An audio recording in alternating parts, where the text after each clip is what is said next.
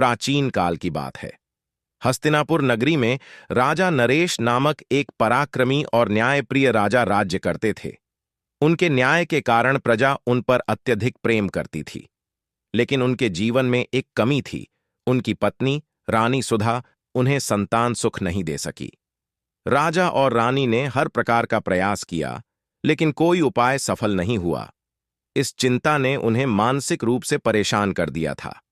एक दिन राजा नरेश अपने दरबार में बैठे थे और सभी मंत्रियों से इस विषय पर चर्चा कर रहे थे। हमारे राज्य की सुख शांति के लिए संतान का होना अत्यंत आवश्यक है, राजा ने कहा। क्या हमें किसी विशेषज्ञ से सलाह लेनी चाहिए? इस पर उनके प्रधानमंत्री मंत्री विष्णुदत्त ने कहा, हे महाराज, हमारे राज्य के प्रसिद्ध आर्षि दुर्वासा हैं। वे अत्यंत ज्ञानी और सिद्ध हैं। यदि वे आपकी समस्या का समाधान बता दें तो हम सभी को बहुत लाभ होगा। राजा ने तुरंत निर्णय लिया और आर्षि दुर्वासा को दरबार में आमंत्रित किया। जब आर्षि वहां आए तो राजा ने उन्हें अपने मन की बात बताई। आर्षि दुर्वासा ने ध्यानपूर्वक सुना और बोले, हे राजन, आपके संतान सुख का उपाय सोम प्रदोष व्रत है। इस व्रत को श्रद्धा और भक्ति से करने से आपकी इच्छा अवश्य पूरी होगी। राजा और रानी ने ऋषि दुर्वासा के निर्देशानुसार सोम प्रदोष व्रत की तैयारी करने का निश्चय किया। उन्होंने अपने महल में सभी आवश्यक सामग्री जुटाई। दूध, दही, घी, फल, फूल और विशेष पूजा सामग्री। राजा ने व्रत की दिनचर्या के अनुसार सभी वस्तुओं की व्यवस्था की। रानी सुधा ने भी इस व्रत को सफल बनाने के लिए संकल्प लिया। एक दिन जब व्रत का समय आया, राजा नरेश और रानी सुधा ने व्रत के सभी नियमों का पालन करने का संकल्प लिया। उन्होंने व्रत का संकल्प लिया और भगवान शिव की आराधना करने के लिए आवश्यक पूजा अर्चना की। राजा ने अपने सभी मंत्रियों और सैनिकों को भी इस व्रत में सम्मिलित होने के लिए आमंत्रित किया। इसी दौरान नारद मुनि भगवान श्री कृष्ण के पास पहुंचे। उन्होंने देखा कि भगवान श्री कृष्ण ध्यान में लीन हैं। नारद ने भगवान से पूछा, हे प्रभु, क्या मैं आपसे कुछ पूछ सकता हूं? भगवान श्री कृष्ण ने मुस्कुराते हुए कहा, हां नारद, आप मुझसे कुछ भी पूछ सकते हैं। नारद ने कहा, हे प्रभु, मैंने सुना है कि राजा नरेश और रानी सुधा ने सोम प्रदोष व्रत रखा है। क्या यह व्रत उनकी संतान प्राप्ति के लिए प्रभावी होगा? भगवान श्री कृष्ण ने उत्तर दिया, नारद, यह व्रत बहुत ही फलदायी है।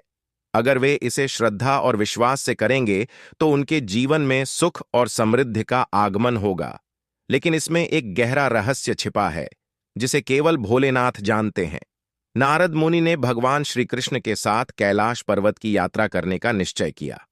उन्होंने सोचा कि भगवान शिव से इस व्रत के रहस्य को जानना आवश्यक है। कैलाश पर्वत पर पहुंचते ही उन्होंने देखा कि भगवान शिव और माता पार्वती एक सुंदर उद्यान में बैठे हैं। नारद मुनि ने प्रणाम करके कहा, हे महादेव, मैं आपके पास राजा नरेश और रानी सुधा के सोम प्रदोष व्रत के विषय में जानने आया हूं। कृपया इस व्रत के प्रभाव के बारे में मुझे बताएं। भगवान शिव ने शांति से उत्तर दिया, नारद, इस व्रत की महिमा अपार है। जो भी इस व्रत को श्रद्धा और भक्ति से करेगा, उसकी सभी मनोकामनाएं पूर्ण होंगी। राजा नरेश के पुत्र को मेरे आशीर्वाद से महान और पराक्रमी राजा बनने का सौभाग्य प्राप्त होगा। उसके नाम के अनुरूप वह प्रताप के रूप में प्रसिद्ध होगा। राजा नरेश और रानी सुधा ने पूरी निष्ठा के साथ सोम प्रदोष व्रत का पालन करना शुरू किया। व्रत की शाम को उन्होंने शिवालय में दीप जलाए और भगवान शिव की आराधना की। उन्होंने शुद्ध मन से प्रार्थना की कि भगवान शिव उन्हें संतान सुख प्रदान करें। राजा नरेश ने अपने सभी मंत्री और सैनिकों को भी व्रत में सम्मिलित होने के लिए बुलाया। इस दिन पूरे राज्य में हर घर में लोग व्रत का पालन करने लगे। सभी ने भगवान शिव की भक्ति में अपने मन को लगाकर पूजन किया। व्रत के तीसरे दिन जब राजा नरेश और रानी सुधा ने पूजन किया, तब अचानक आकाश में एक दिव्य प्रकाश दिखाई दिया। यह देखकर सभी लोग चकित रह गए। तभी भगवान शिव का स्वर गूंजा, हे राजा, तुम्हारे व्रत की श्रद्धा से मैं प्रसन्न हूं। तुम्हारी संतान सुख की इच्छा शीघ्र पूरी होगी। राजा और रानी ने इस वाणी को सुनकर प्रसन्नता से झूम उठे। उन्होंने और अधिक श्रद्धा से पूजा की। इस दिन राजा ने अपने सभी मंत्रियों को बुलाकर कहा, हमारी पूजा सफल हो गई है। अब हमें भगवान शिव के प्रति अपनी आस्था और बढ़ानी होगी। कुछ ही समय बाद रानी सुधा ने एक तेजस्वी पुत्र को जन्म दिया। उनका नाम प्रताप रखा गया। राजा नरेश और रानी सुधा अपने पुत्र को पाकर अत्यंत खुश हुए। प्रताप ने अपने माता पिता की आशाओं को पूरा करने की ठानी। वह बचपन से ही भगवान शिव का भक्त बन गया। उसने भगवान शिव की कृपा से अनेक गुणों को अपनाया, धैर्य, साहस और न्याय। राजा नरेश ने प्रताप को शिक्षा देने के लिए राज्य के सबसे विद्वान गुरु को बुलवाया। प्रताप ने शिक्षा ग्रहण करते हुए न केवल शस्त्र विद्या में निपुणता हासिल की, बल्कि धर्म, नीति और राजनीति के भी गहरे ज्ञान को प्राप्त किया।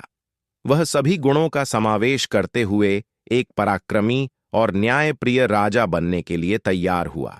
जैसे जैसे प्रताप बड़ा होता गया, उसने अपने राज्य की भलाई के लिए अनेक योजनाएं बनाई। उसने प्रजा के दुख दर्द को समझा और हर संभव प्रयास किया कि उसकी प्रजा सुखी और समृद्ध रहे। एक दिन राज्य में एक बड़ा संकट आ गया। एक राक्षस ने राज्य पर आक्रमण कर दिया। वह राक्षस इतना बलशाली था कि सभी राजा और योद्धा उसके सामने हार मान गए। राजा नरेश ने प्रताप को बुलाया और कहा, पुत्र, यह संकट हमारे राज्य के लिए बहुत बड़ा है। तुम्हें इस राक्षस से लड़ने के लिए आगे आना होगा। प्रताप ने कहा, हे पिता, मैं भगवान शिव की कृपा से इस राक्षस का सामना करूंगा।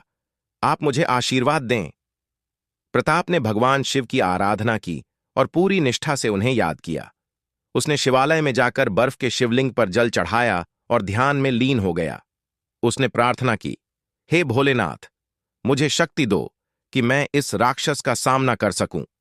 भगवान शिव ने उसकी प्रार्थना सुनी और उसे असीम शक्ति प्रदान की। प्रताप ने राक्षस का सामना किया और उसे पराजित किया। उसने न केवल अपने राज्य की रक्षा की, बल्कि प्रजा के दिलों में भी एक नई आशा का संचार किया। प्रताप की इस वीरता से न केवल उसका नाम उज्ज्वल हुआ, बल्कि राज्य में सुख और समृद्धि का माहौल बना। लोग प्रताप को भगवान शिव का भक्त मानने लगे। उन्होंने प्रताप को शिव भक्त का नाम दिया। राजा नरेश ने अपने पुत्र की प्रशंसा करते हुए कहा, हे पुत्र, तुमने अपने कर्मों से यह सिद्ध कर दिया है कि भगवान शिव की कृपा सदैव तुम्हारे साथ है। तुम मेरे लिए गर्व का कारण हो। समय के साथ सोम प्रदोष व्रत की महिमा और बढ़ गई। लोग इस व्रत को श्रद्धा और भक्ति से करने लगे। सभी ने देखा कि जो भी इस व्रत को मन से करता, उसकी सभी मनोकामनाएं पूरी होती थीं। राजा नरेश ने अपने राज्य में इस व्रत को अनिवार्य कर दिया। उन्होंने सभी प्रजाजन को इस व्रत के महत्व के बारे में बताया और कहा, इस व्रत का पालन करोगे तो भगवान शिव की कृपा अवश्य रहेगी। मित्रों, यह कथा आपको पसंद आई हो तो अपने मित्रों के पास जरूर शेयर कीजिए। चैनल को सब्सक्राइब कर लीजिए वीडियो देखने के लिए। दिल से धन्यवाद।